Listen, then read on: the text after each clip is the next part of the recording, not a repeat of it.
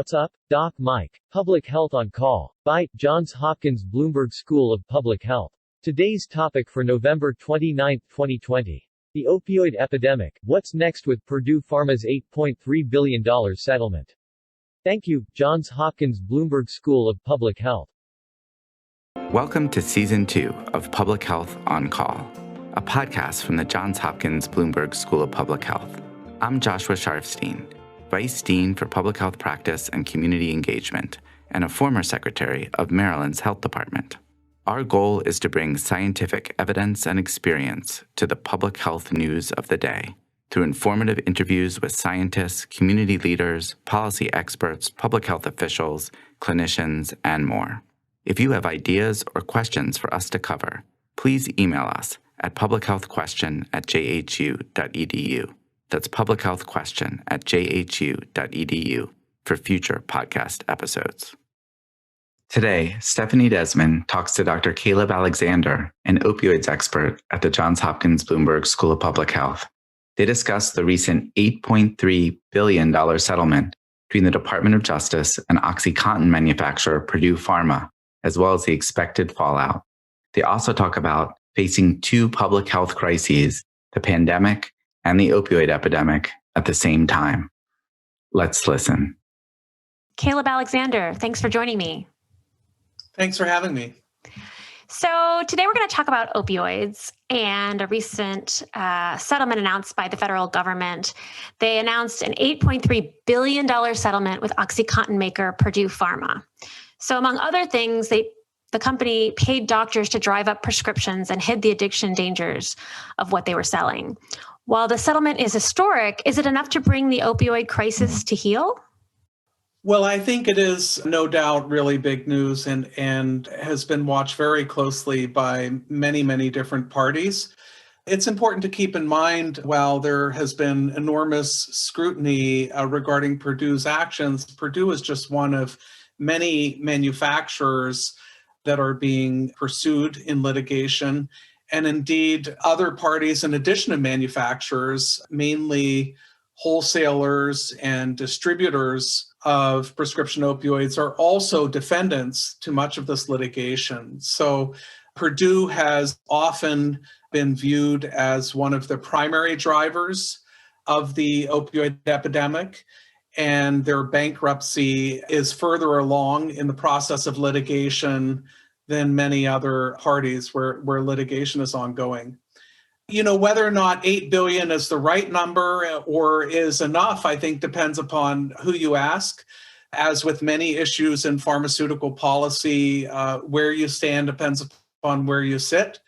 There have been many individuals, groups of individuals, especially those that have been directly harmed by the opioid epidemic, as well as some individuals representing states, for example, states' attorneys general, that have spoken out with concern about the settlement, namely that either or both that the amount of the settlement is not sufficient and that the way that it's been structured is not ultimately going to generate the resources that are needed in the fairest and most efficient way possible so as to prevent further opioid-related harms. I guess one question that comes to mind as you're talking is, how big a role do you think manufacturers play in the opioid crisis? Well, it's a great question, and ultimately it will be up for the courts to decide. And it's important to note that there is litigation that's ongoing in many, many different cities and states, counties, and tribal communities as well. You know, manufacturers, again, represent one of the key groups of defendants, but this is a multifaceted epidemic, and the ultimate way that it's played out is not a function of one single party alone. I think some of the concern and liability in the case of the Purdue bankruptcy has had to do with specific allegations of behavior that have been publicly aired. For example, the payment of providers or incenting of providers to prescribe opioids in settings when it may not have been clinically appropriate.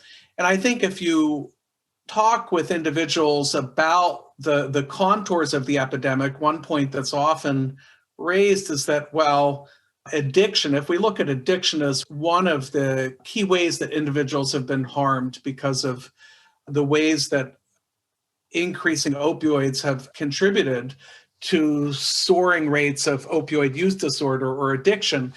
The issue is that addiction is a function not just of access alone, but that access is one important component of addiction. In other words, addiction isn't just driven by one's genetics or one's environment, that it takes access as well. And I think that's where claims have been made that the role of manufacturers has been so important in generating that access. Keep in mind, at the peak of opioid prescribing, say 2011, 2012, enough opioids were dispensed in the United States to provide every adult a 3 or 4 week round-the-clock supply of pills. So we're talking about, in some cities and some counties, millions and millions and millions of pills flooding the market. Mm-hmm. So as a result of the settlement, Purdue will dissolve and be reformed as a public benefit company under government control and will still manufacture opioids. Some critics, including several state attorneys general, say the government should not be in the business of making and selling addictive substances. What's your view? And given what we've learned about the corporate bad actors, is it safe to have government control here? Yeah, well, this is one of the sticking points of the bankruptcy, or one of the terms of the bankruptcy that has been particularly controversial. So there's the question of whether the $8 billion number is the right number. There's an issue of whether or not the Sackler family that profited so much from ownership in Purdue is being held appropriately accountable. And then there's the issue of this public benefit trust. And you're right that some individuals have argued that the notion of the government being involved in the manufacturing of opioids is just ludicrous. It's a complicated and controversial matter. And the notion that part of the future payout to abate opioid-related harms will come from future opioid sales may be distasteful to some. And in fact, I believe that the tobacco settlements were not structured completely dissimilarly. Now, I don't believe that there was a public benefit trust that was structured in the same way, but some of the payments as part of the tobacco litigation have arisen from continued tobacco sales. So I think it's an area that I think will continue to be debated, and we'll see. I don't think any final determinations have been made as to whether and how this trust would be structured. Mm-hmm. My understanding is that some drug treatment or drug abatement programs may be funded through the settlement, and I'm curious which ones you'd like to see funded. Well, it's an excellent question. There was a remarkable piece in the New York Times probably 18 or 24 months ago that asked 20 or 30 different experts how they would spend, I don't remember if the number was 100 billion or some figure, on abating the opioid epidemic. And it was remarkable to see the differing opinions of a police officer and a paramedic and a public health professor and a judge or somebody like that. I think treatment for opioid addiction is an outstanding place to spend a very, very considerable amount of abatement dollars. What the exact number should be, I think, requires more careful calculations. But when you look over time at what the major legacy of the opioid epidemic will be, it's going to be in the 2 to 5 million Americans, depending upon your definition, that have opioid use disorder. And this is a chronic disease. This is a lifelong disease. Now, it happens to, fortunately, be a disease that's treatable and for which we have FDA-approved therapies. So it's not a disease that one needs suffer from lifelong, but there are many, many hundreds of thousands of individuals that are likely to have active opioid addiction for years and years to come. And so I think that the notion that a considerable fraction of abatement dollars would be spent on treating those with opioid use disorder is quite smart. It is important to keep in mind, though, that there are other ways that these monies can be expended as well. And individual cities and counties and states will be left with having to decide how best to distribute these monies across different evidence-based approaches. And here I'm talking about things ranging from naloxone distribution and training to primary prevention and social marketing campaigns, media campaigns that help reduce and destigmatize, help reduce the overuse of opioids and destigmatize opioid use disorder, treating women who may be pregnant, treating children that may have neonatal abstinence syndrome, and so on and so forth.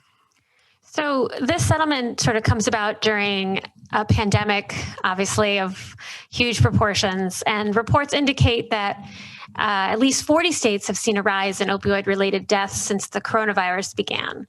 So how can governments respond to these two overwhelming public health crises at the same time? Or are people ignoring what's still going on with the opioid crisis?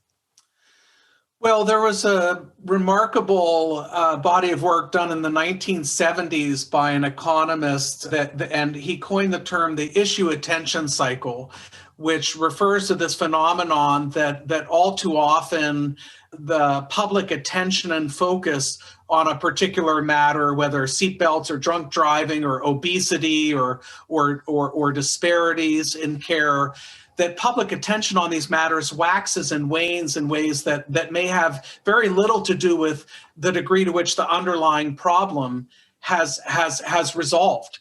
And I think what we've seen with the COVID pandemic is that it sucked all the oxygen out of the room. In other words, it's COVID all the time. Now, there may be good reasons for the extraordinary amount of public health effort that has been focused on the pandemic.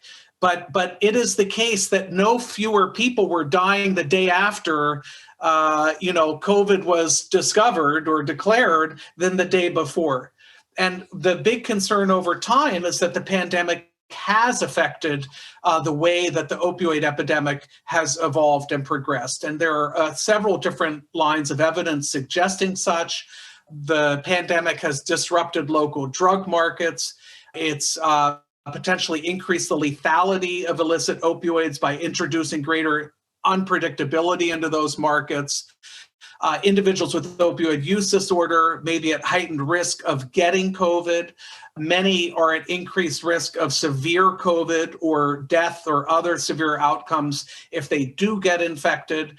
And then, of course, there are all the ways that the pandemic has affected the treatment infrastructure. There are police departments that at least temporarily stopped administering naloxone due to concern about potential COVID transmission, leaving that task to first responders. There are treatment facilities that decrease their operating function. And fortunately, we've seen at both local and also state and also federal levels many different efforts to try to mitigate or buffer some of these unintended consequences. So increased use and provision of telemedicine to provide treatment addiction, increased ability to share information across providers so that care may be less fragmented in the context of the pandemic.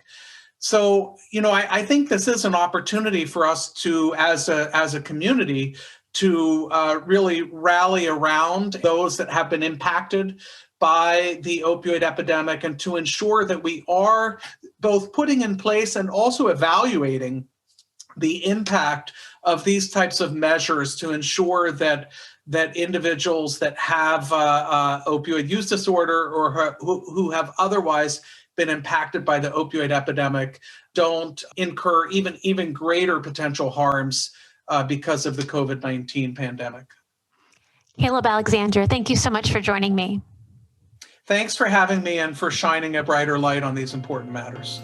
Public Health on Call is produced by Joshua Sharfstein, Lindsay Smith-Rogers, Stephanie Desmond, and Lamari Morales. Audio production by Spencer Greer, Niall Owen McCusker, Cian Oates, and Matthew Martin, with support from Chip Hickey. Distribution by Nick Moran. Thank you for listening.